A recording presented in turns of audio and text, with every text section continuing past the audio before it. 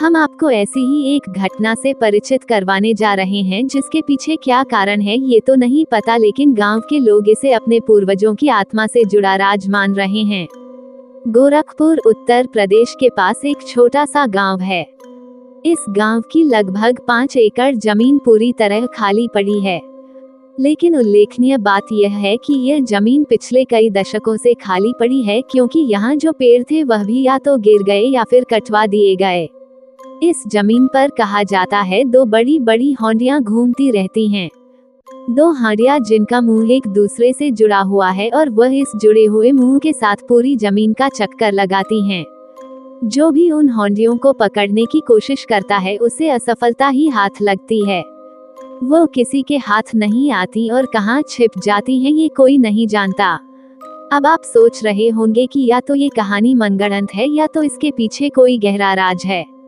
जी हाँ, इन हौंडियों के वहाँ विचरण करने के पीछे एक गहरा राज है और गांव वालों के अनुसार वह राज है धन दौलत।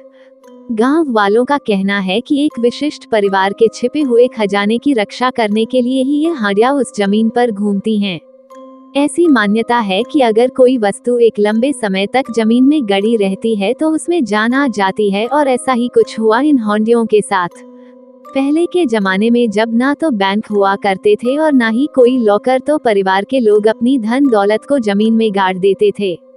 काफी समय तक जमीन में गड़े इस खजाने की जब किसी ने खोज खबर नहीं ली तो वह खजाना जीवित हो उठा और उस जमीन पर भ्रमण करने लगा।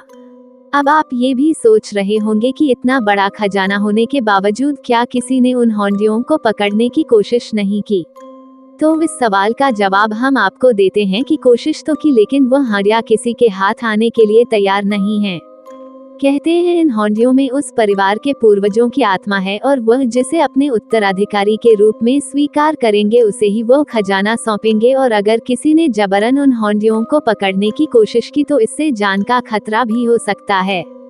अभी तक उस परिवार की सभी पीढ़ियां इस खजाने को पाने के लिए हौंडियों को काबू में करने की कोशिश कर चुकी हैं, लेकिन किसी को सफलता हासिल नहीं हुई है। यदि ये कहानी आपको पसंद आई हो तो अपने दोस्तों और अन्य लोगों के साथ शेयर जरूर करिएगा।